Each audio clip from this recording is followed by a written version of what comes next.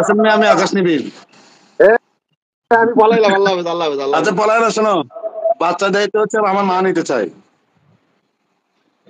তোর দায়িত্ব বেশি, বাচ্চার দায়িত্ব। রাসেল মিয়া বলাইছে 99% মুসলমানের দেশে আমি যখন যখন আমার নামে উনি মামলা করেন, আমি যেদিন মামলা করেন, আমি যেদিনই শুনতে পাই, মানে 20 তারিখে মামলা করছে, 20 তারিখ রাতেই আমি শুনতে পাইছি যে আমার নামে মামলা হয়েছে। আমি আমার ভেরিফাইড ফেসবুক লাইভ করে আমি থানায় গিয়ে বলছি যে আমার নামে মামলা হয়েছে। না না বলো, আমি শুনেন আমার কথাটা শেষ করি। বলো। পরে আমি থানায় গিয়ে বলছি যে ভাই আমার নামে মামলা হয়েছে আপনার থানায়, আপনি আমাকে গ্রেফতার করেন। পরে আপনারা তো সব দেখলেন। এরপরে আমি জেলে থাকা অবস্থায় উনি একজনকে বিয়ে করলেন। এরপরে ওনাকে রেখে উনি আরেকজনকে বিয়ে বললো যে 99% উনি বিয়ে করেছেন। তাই 99% বিয়ে কি এটা আমি আদৌ জানি না, বিয়ে করেছেন। এরপরে ওনার নিজের মুখেরই কথা উনি বললেন যে ওনার গর্ভে 3 মাসের সন্তান নায়কের। তো ওনার নিজের মুখের কথা, ওই যে আমাদের যে মুন্না খান, ওনার নিজের মুখেরই তো কথা। ওই কথা তো আর আমি বলি নাই, আপনি বলেন নাই, বা আদার্স অন্য কোনো মানুষ বলে নাই, উনি নিজেই বলেছেন, রাইট? সেই জায়গায় উনি কিন্তু আজকেও ওনার একটা পেজে, ওটা খুব সম্ভবত 25,000 ফলোয়ার, ওই পেজে উনি কিন্তু ওই ভিডিওটাই আপলোড দিয়েছেন যে মুন্না খানের সন্তান আমার পেটে, তার সাথে আমার কোনো সম্পর্ক না থাকলেও এই বাচ্চা তার পরিচয়ে বড় হবে। তা আমি একটা কথা আপনার মাধ্যমে বলতে চাই, আমি যে বাচ্চাটাকে নিয়ে এত টানা হেসরা হচ্ছে, যে বাচ্চা একজনে বলতেছে তুমি নাও, একজনে বলতেছে ধরেন এরকম অ্যাজ লাইক যে আমি নেই, বা যে বাচ্চাটাকে নিয়ে বা বাচ্চাটাকে এখন হয়তো বা মেরে ফেলারও একটা প্রিপারেশন তাদের মধ্যে থাকতে পারে। অন্যায় তো আমি বলবো যে বাচ্চা জারি হোক, এই বাচ্চাটাকে আমি লিখিতভাবে যদি আমাকেও দিয়ে দেওয়া হয়, আমি তাকে নিয়ে যেতে চাই। আমি চাই কোনোভাবেই এই বাচ্চাটাকে যেন তারা হত্যা না করে। এবং যদি বাংলাদেশের, আমি তো আর মানে আইনজীবী না, বা আইন সম্পর্কে আমার খুব বেশি কোনো ধারণা নাই, মানে আমার যদি এমন কোনো আইনগত ব্যবস্থাও থাকে বা থেকে থাকে যে বাচ্চাটাকে, আমি লজ্জায় বড় ভাই কথা কইতেছো তো অনেক বড় বড় কথা, চেহারা দেখাও। আমি শেষ করি কথাটা, যে যদি এরকম চেহারা দেখো, লজ্জা পাবি না, পাবলিক দেখতেছে, আমি শেষ করে দেই কথাটা। যদি বড় ভাই 1 মিনিট, যদি এরকম কোনো আইন থাকে যে উনি চাইলেই বাচ্চাটাকে হত্যা করতে পারবে না, বা এই বাচ্চাটাকে আইনের মাধ্যমে বাচ্চাটাকে দুনিয়াতে ভূমিষ্ঠ করবে, এমন কোন প্রসিডিওর বা আইন যদি থেকে থাকে, আপনারা আমাকে সহযোগিতা করেন, আমি এই আইনগত ব্যবস্থাটা নিতে চাই। কারণ আমার কেন জানি মনে হচ্ছে যে ওই মহিলা বাচ্চাটাকে হত্যা করে ফেলতে পারে। কারণ বাচ্চাটা ও তো হত্যা করবে, কারণ ও তো দাবি করতেছে বাচ্চা আছে, যেহেতু ও তো হত্যা করার জন্য দাবি করতেছে না, বলতেছে না, রাইট? ও তো বলে নাই, বলছে না। আমি এটা অ্যাডভান্স বললাম, আমার কেন জানি মনে হচ্ছে যে উনি বাচ্চাটাকে কোনো একটা বড় রকমের একটা স্বার্থ সিদ্ধির জন্য বাচ্চাটাকে সে হত্যা করে ফেলতে পারে। এটা আমি সে জানে। হ্যাঁ, কিন্তু আমি বললাম যে আমি বাংলাদেশের একজন নাগরিক হিসেবে এই কোন আইনগত ব্যবস্থা আছে কি যে বাচ্চাটাকে যদি হত্যা করতে না পারে, এটা আমি নিতে পারবো? হ্যাঁ, তুমি অবশ্যই নিতে পারবে, কেন পারবে না? তুমি যদি কাস্টডি, চাইল্ড কাস্টডি, এখন মা তোমাকে দিবে কিনা এটা তো কথা। না, মা আমাকে না দেখ, আমি বড় ভাই আমি বলতে চাচ্ছি যে বাচ্চা আমাকে দিতে হবে এটা কোনো কথা না, বাচ্চাটা যেন দুনিয়াতে আসে, এবং বাচ্চাটাকে উনি মানুষ করতে চাইলে ওয়েলকাম, উনি মানুষ করুক। যদি উনি মানুষ করতে না চায়, যদি বাবার পরিচয় না পায়, যেহেতু উনি বললো 99% বিয়ে, এখন 100 হইতে তো আর 1 বাকি আছে, ওই 1% যদি ফুলফিল না হয়, তখন এই বললাম যে বাচ্চাটাকে যেন আমাদের জিম্মায় দিয়ে দেওয়া হয়। কারণ এই ঘটনার পরে আমি ওনারই সবাই যদি বাচ্চাটাকে নিয়ে মারামারি করে কথা না, অনেক কমেন্টস আমি দেখেছি ভাইয়া, আমি নিতে চাচ্ছি শুধু একা না, অনেক কমেন্টস আমি দেখেছি, অনেক মানুষ বলছে যে আপনারা কাদা ছড়াছড়ি করেন, যা কিছুই করেন, বাচ্চাটাকে হত্যা করেন না, বাচ্চাটাকে আমাকে দিয়ে দেন, অনেকে বলতেছে। এখন আকাশও যাচ্ছে, বাচ্চাটাকে আকাশ যাচ্ছে। উনি অবশ্য আইনগত ভাবে উনিও কিন্তু আমার মনে হয় যে উনি প্রাপ্য, ওনার চাওয়াটা আমি মনে করি যে আমাদের সবার চেষ্টায় এটা সফল হওয়া উচিত, কারণ ওই বেচারার তো লিগেল ওয়াইফ, তাই না? বাচ্চা তার না হোক, কিন্তু দেখা গেছে আইনগত ভাবে তো উনি পায় বলে আমি যতটুকু জানি, যদিও আমি আইন সম্পর্কে অত জানি না। আচ্ছা, এখন তুমি বাচ্চা নিয়ে আরেকটা কথা বলি, তুমি মাথা ওই ভিতরে সাংবাদিককে নিয়ে আমি আমি একটা কথা বলি ভাইয়া, ওই সাংবাদিককে নিয়ে আমি কখনোই কোনো কথা বলি নাই। আজকে আপনার লাইভের মাধ্যমে একটি কথা বলি। বাংলাদেশে একটি মাত্র মানে পুরুষ মানুষ, একটি মাত্র ছেলে, যেই ছেলেটা নিজেকে মানে নিজের চরিত্র বাঁচানোর জন্য, যে তার বাবার কাছে, তার মার কাছে এবং দেশবাসীর কাছে সে যেন চরিত্রহীন না হয়ে যায়, তার চরিত্র রক্ষা করার জন্য সে যেভাবে চেষ্টা করে যাচ্ছে, যে সে অবশ্যই দেখেন, আমি যদি বলি এখন যদি সে বিয়ে না করে, তার বাসায় 2 মাস ছিল, তার বাবা জানে, মা জানে, বড় বোন জানে বা বোন জানে, তো এখন যদি বিয়ে ছাড়া থেকে থাকে তাহলে ছেলেটার চরিত্র ভালো না, আর যদি বিয়ে করার পর থেকে থাকে তাহলে তার চরিত্রটা ভালো। আমার মনে হয়, আমি যতটুকু জানি, যে শুধু বিয়ের স্বীকৃতিটা পেয়ে সে তার চরিত্র যে খারাপ না বা তার চরিত্র যে ভালো, এইটা সে প্রতিষ্ঠা করতে চায়। এটার জন্য তাকে আমি মনে করি থ্যাঙ্কস দেওয়া উচিত। নারীর স্বামীর অধিকার প্রতিষ্ঠা করার জন্য এরকম লড়াই আমি আজ পর্যন্ত কাউকে দেখি নাই। এটা তার ভালো দিক, ভালো গুণ, এই দিকে তাকে সহযোগিতা করা আমি মনে করি। অবশ্য এই ছেলেটাই, এই সাংবাদিকই কিন্তু আমাকে নিয়ে অনেক অপপ্রচার করেছে, অনেক মিথ্যা কথা বলেছে। এবং দেখেন, মানে আমি চাইলে কিন্তু এখন এই ছেলের নামে, এই সাংবাদিকের নামে, আরো যারা যারা এটার সাথে জড়িত সবার নামে কিন্তু আমি আইনগত ব্যবস্থা নিতে পারি, কিন্তু আমি এইসব আইনগত ব্যবস্থাতে আমি বিশ্বাসী না। আমি বিশ্বাসী যে আমি আজকে তাকে জেল খাটাবো, সে জেল থেকে বের হবে না, এরপরে সে আবার আমাকে দেখবে না, আমার সাথে তার সম্পর্ক থাকবে না। এইটা কেন ভাই? এই ছোট্ট এই জীবনে এই জেল আদালত এগুলো আমার মোটেও পছন্দ না। উনি উনি এই সাংবাদিককে মেনে নিয়ে, এবং দেখেন শুধু সাংবাদিককে না, সে তার ওনার 70 হবে প্লাস, ওনার বাবার বয়স 70 বয়সের একজন মানুষকে, দাড়ি পাকা বাবা, উনি কি মিথ্যা বলবে? ওনাকে অপমান করেছে। ওনার মায়ের বয়স, আমি ওনার মায়ের ছবি দেখেছি, দেখে আমার মনে হয়েছে যে 60 প্লাস হবে। একজন 60 বছরের মা, উনি কি মিথ্যা বলবে? তাদেরকেও মিথ্যাবাদী বানিয়ে ফেলছে।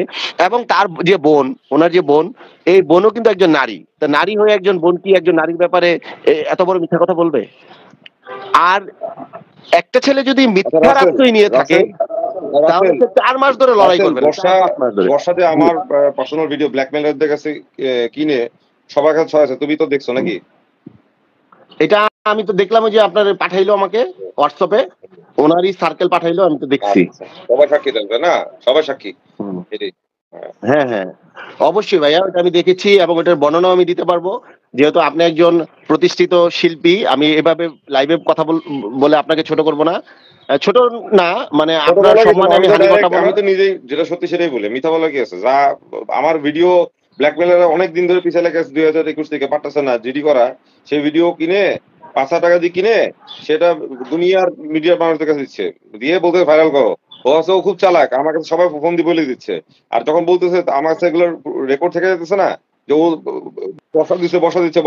বসা ছড়াচ্ছে, আমাকে অনেকে বলছে, ভাই আপনার, আমাকে বলতেছে আপনারা কি কেন ওর পিছে লেগে আছেন? আমি কেন পিছে লেগে আছি? এটা বুঝতেছে না যে আমার যে মানহানি করছে, এটা যে পর্নোগ্রাফিক মামলা খেতেছে, এটা বুঝছে না আমি কেন পিছে লেগে আছি। না, ডেফিনেটলি এটা অবশ্যই একজনের পার্সোনাল কোনো কিছু যদি সে করে থাকে, মানুষকে দেখায় থাকে বা প্রচার করে থাকে, এটা বাংলাদেশের একদম ভারী ভারী মানুষদের কাছে ইনবক্সে সে সেন্ড করছে, দিয়ে বলছে ওর মানে কতটা বুকের পাড়া, সে আমার ভিডিও নিয়ে ছাড়ে, কত মানে কি আমাকেও পাঠাইছে। আমাকেও যদি কোথাও সাক্ষী দিতে হয় আমি অবশ্যই দিব ভাইয়া, আমি সত্যের পথে আছি। এবং দেখেন, আরেকটা কথা বলি ভাইয়া, আপনি আমার বেদবি নিচ্ছেন না? আজকে ধরেন আমি দুপুরবেলা আমার ধরেন আম্মা রান্না করছে লাউ শাক, আর হচ্ছে আপনি এবার ক্যামেরায় আসো, তুমি লাউ শাকের গল্প করো, ক্যামেরায় আসো না, আপনি শুনে লাউ শাক আমি শেষ করি। লাউ শাক আর হচ্ছে আপনার চিংড়ি মাছের ভুনা, এটা খেলেও কিন্তু আমার দুপুরটা চলে যাবে। আবার যদি আমি আজকে গরুর মাংস পোলাও এটা খাই, এটাও আমার দুপুরটা চলে যাবে। মানুষ শুধু মানে খাওয়ার জন্য, ঘুমানোর জন্য, এরপরে চিকিৎসার জন্য, বাসস্থানের জন্য মানুষ বেঁচে থাকে না। মানুষ বেঁচে থাকে কিন্তু তার সম্মানের জন্য। এই মহিলা নিজে আইসা বলতেছে যে তার সন্তান তার পেটে। এই মহিলা আবার দেখেন কত নোংরামি করে। কালকে উনি একটা টক শোতে বলতেছে যে আমি রাসেল মিয়াকে এখনো ডিভোর্স করি নাই। কত বড় মাপের বেহায়াপনা হইলে, কত নির্লজ্জ মেয়ে হইলে এই কথা বলতে পারে যে আমি রাসেল মিয়াকে এখনো ডিভোর্স করি নাই। আপনি আমাকে ক্যামেরার সামনে আসতে বলতেছেন, আমি এইসব কথা নিয়ে আমি ক্যামেরার সামনে কেমনে আসবো ভাই? আমার তো লজ্জা লাগে। জীবনে কি এমন মানুষকে কষ্ট দিছি, কি অবশ্যই আমি জীবনে কোনো না কোনো একটা মানুষকে কষ্ট দিছি, অবশ্যই আমি আমার জীবনে কোনো না কোনো একটা মানুষের হাহাকার আমার মধ্যে ছিল না, কারণ আমার জীবনে এত বড় একটা কালো অধ্যায় কেন আসবে? এইটা তো একটা নাস্তিকতা তার চাইতে অনেক ভালো। সে কালকে কত বড় মুখ করে বলে এখনো রাসেল মিয়া আমার হাজবেন্ড, লজ্জা লাগে না তার এইসব কথা বলতে? তুমি ধর্মের বলে ধর্ম অনুযায়ী তার সাথে আমার ডিভোর্স হয়ে গেছে। তুমি যখন বলে তো why don't you take legal actions? যে ও তুমি বউ থাকা অবস্থায়, তোমার বউ থাকা অবস্থায় কিভাবে ও এসব বাচ্চা নেয়, কিভাবে তুমি why don't you take legal action? আরেকজনের ইয়া হয় কেমনে, ইয়ার বাচ্চার মা হয় কেমনে? আমার ইয়াতে থাকা অবস্থায় ধর্মীয় দেশ, আলেমুলামারা কোথায় এখন? হুজুররা কোথায়? আলেমুলামারা কোথায়? আমি যখন সাইদি সাহেবের নিয়ে কথা বলি, আমার যখন সাইদি সাহেবের জন্য জেল হয়, আমার যখন রিমান্ড হয়, তখন তো আলেম সাহেবরা সব আমার পক্ষে নেমে গেছিলেন। আমার জন্য আপনারা জায়গায় জায়গায় ওয়াজ করতেন, মাহফিল করতেন যে না বাংলাদেশে একটা ছেলে একজন মাওলানার পক্ষে দাঁড়াইছে। আজকে তো আমি অসহায়, আমার পাশে আপনারা দাঁড়ান না কেন? একটা মেয়ে এরকম ভাবে ব্যয়বিচারী করতেছে, আবার মিডিয়াতে এসে বড় বড় কথা বলতেছে। আলেম সাহেবরা আপনারা কোথায়? আপনারা কেন তাকে ধরছেন না? সে তো পুরা বাংলাদেশের ধর্মটাকে সে মানে ইয়া করে নষ্ট করে ফেলছে। এটা ধর্মের মধ্যে কত বড় আঘাত আনছে সে, সেটা চিন্তা করতে পারে? ধর্ম, সমাজ, সামাজিক ব্যবস্থা আমাদের নারীদেরকে পথভ্রষ্ট করতেছে। ওর এই কার্যকলাপ নারীদেরকে, যারা নতুন ইয়াং মেয়েরা আসবে কি শিখবে? মানে মেয়েরা কি শিখবে? নারীরা কি শিখবে? নারীরা তো অন্যায় করে। এই যে নারী সমাজকে সে কলঙ্কিত করেছে আজকে। এই যে ছোট ছোট বাচ্চারা মোবাইল ফোন ছাড়া, আপনার কোন বাচ্চাটা আছে এখন মোবাইল ফোন ছাড়া? কোন স্কুল কলেজের ছেলেটা মেয়েটা আছে? এই সবাইকে সে অসুস্থ করে ফেলতেছে। তার মানসিক যন্ত্রণায় মানুষ অনেকে মনে করেন ঘুমের ট্যাবলেট খেয়ে ঘুমাচ্ছে। গতকালকে আমি এফডিসি থেকে বেরোয় আসছি, একজন মহিলা আমাকে ধরে বললো যে কি শুরু হয়েছে রাসেল ভাই, আমার মেয়ের কাছে আমি মুখ দেখাইতে পারি না, আমার ছেলের কাছে মুখ দেখাইতে পারি না, কারণ না চাইলেও এইসব মানে আননেসেসারি ভিডিও। তোমার অ্যাড না হইতে পারে আমি কি করবো? তোমার নেটওয়ার্ক ঠিক করো। হ্যাঁ বলো। হ্যাঁ তুই তো বলো তুমি বলো। বুঝছেন ভাই, মানে মানুষ লজ্জা পায় তার এইসব কথা শুনতে। আবার কালকে এত প্রমিনেন্ট একটা চ্যানেলে আমাকে এই মহিলাকে নিয়ে গেছে, ওই চ্যানেল থেকে আমাকে ফোন করতে, আমি ডিরেক্ট বলছি যে ভাই আমি আপনাদের এখানে কেন যাব? কেন আসবেন না রাসেল ভাই? আমি বলছি নো, কেন আসবো? তোমাকে সবাই সম্মান করে, সবাই আদর করে, খুব সম্মান করে, আদর করে। আমি শুনেন, আমাকে ওই যে আমাদের রেবেকা আপা বললো কালকে যে রাসেল আমার একটা পান খাইতে ইচ্ছে করছে। আমি মনে করি ওনার সাথে আমি অভিনয় করি, ওনাকে আমি মা ডাকি, আমি মনে করি উনি আমার সত্যিকারের মা। আমি নিজে সবাই বলছে তুমি থাকা অবস্থা ওকে হাত তুলছিল, এগুলো তো আমি যত স্টাডি করছি এগুলো পরে আমি শুনছি এগুলো মিথ্যা, তোমার মিথ্যা মনে লাগছে এগুলো। ভাইয়া এরকম একটা দাজ্জাল মহিলার গায়ে পৃথিবীর কোন পুরুষ মানুষ হাত দিতে পারবে? আমি আমার গায়ের একটা মশা মারি না যে মশাটা কষ্ট পাবে দেখে আর আমি এই মহিলার গায়ে হাত তুলবো?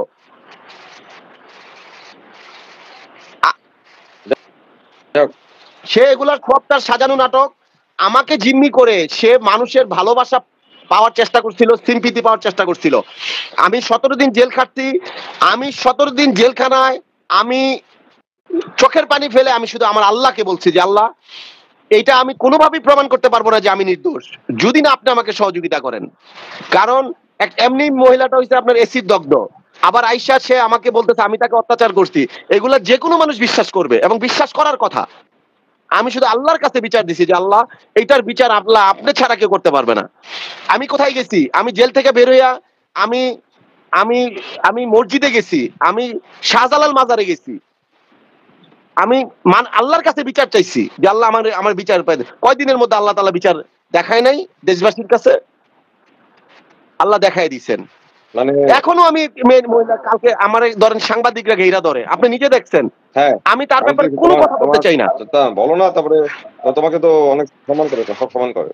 এখন আমি সাংবাদিকদের সাথে এই ব্যাপারে কথা বলতে চাই না। এখন যদি না বলি সাংবাদিকরা বলবে যে রাসেল ভাইরে ডাকলে পাওয়া যায় না। পরবর্তীতে আমার একটা সিনেমা রিলিজ হলে, আমার একটা নাটক রিলিজ হলে তারা আমাকে কভারেজ দিবে না।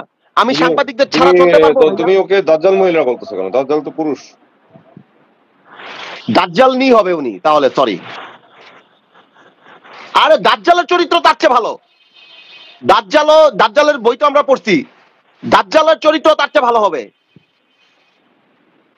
সে গতকালকে এসে আমি খুব কষ্ট পাইছি এই ব্যাপারটা। গতকালকে এসে সে আমাকে কিভাবে বলে যে রাসেল মিয়া আমার এখনো হাজবেন্ড, তোমাকে ভালোবাসে। সে তোমাকে হাজবেন্ড রাখতে চায়, হাজবেন্ড আনতে চায়, সমস্যা কি? শুনেন আমি তুমি বলি, যদি ওর বাচ্চা নিতে চাও, সেও বলছে যে হাজবেন্ড, অসুবিধা কি? রাগ করতেছো কেন? শুনেন আমি বলি, আমরা ব্রাহ্মণবাড়িয়ার ছেলে, হ্যাঁ। আমরা যেখান দিয়ে যাই তোমরা ধারে ব্রাহ্মণবাড়িয়ার আমরা ছেলে ভাড়ে মানে কাটি। টেটা মারা ছেলে, সব টেটা মারা তো স্যার। টেটা মারা হবে কেন? আরে দাঁড়ান, আমার এই চেহারা নিয়ে যেদিন প্রথম ক্যামেরার সামনে দাঁড়াই, তখন আমগো দেশের একদম মানে সুনামধন্য একজন নায়িকা বলছে যে এই ছেলের সাথে আমি অভিনয় করবো না। ও কি, ওর চেহারা কি, ওর মাথার চুল কই, ওর নাক কই, এত বড় নাক, এইটা সেটা আবিজাবি লাভ লাভ অনেক কথা বলছে। পরে আমি ওই নায়িকারে বলছি, এত নাক ছিটকেন না, আমার বাড়ি ব্রাহ্মণবাড়িয়া। টেক দিছি, পরে ওই মেয়েদি থর করে কাঁপতেছে। কই এখন আল্লাহর রহমতে কাজ করতেছি না, হ্যাঁ, আল্লাহর রহমতে কাজ করে যাবো ইনশাআল্লাহ। তোমাকে 2015 তো দেন, 2015 থেকেও কাজ করছো, 15 তো তোমার কাজ দিচ্ছি, দেখলাম ইউটিউবে, দেখলাম নাটকের কাজ। হ্যাঁ আমি শুরু করছি আল্লাহর রহমতে। এখন আপনাদের দোয়ায় আমার তুমি দর্শকের ভালোবাসা তোমাকে একটা ভালো জায়গায় যদি আসছি। তোমাকে স্বামী দাবি করে, এটা তো মাইন্ড করার কিছু নয়। তুমি যেখানে বাচ্চাটা নিতে চাইছো, মাইন্ড করার কিছু নয়। ও আকাশ কে হারিয়েছো? করলে আমি মাইন্ড করবো কেন? আমি মাইন্ড করবো কেন? আপনারও মাইন্ড করা উচিত, কারণ আপনি একজন মুসলমান। বিয়ে দেওয়ার মাইন্ড করা উচিত। এরপরে মানে বাংলাদেশের প্রত্যেকটা মানুষের মাইন্ড করা উচিত। শুধু আমি রাসেল দিয়ে একা মাইন্ড করবো কেন? ওর জন্য বলেন, ওর বিরুদ্ধে মুসলমান না? অলরেডি মানববন্ধন কল করা হচ্ছে, রেডি হচ্ছে সবাই। আমার কাছে নিউজ আসছে, তুমিও জানো, সেটা সবাই জানো। তো এটা আমি না, এটা আমি করতেছি না। আমি মাওলানা দেলোয়ার হোসেন সাঈদীর মুক্তি চাই। আমারে বলে কয় তুমি স্বেচ্ছাসেবক লীগে ঢুকো। আমারে জোর করে একদিন নিয়ে গেছে গণভবনে। আমি কার এইখানে কি করে, আমার সাথে জোর করে ছবি তুলছে, একদিন নিয়ে গেছে রাসেল আমার মিয়া, গণভবনে। রাসেল মিয়া, আমি আকাশ নিবিন। আমি পলাইলাম, আল্লাহ হাফেজ, আল্লাহ হাফেজ, আল্লাহ আচ্ছা হাফেজ। পলায় না, শোনো, বাচ্চার দায়িত্ব হচ্ছে আমার মা নিতে চাই। তোর দায়িত্ব দিছি বাচ্চার দায়িত্ব। রাসেল মিয়া বলাইছে। বলেছে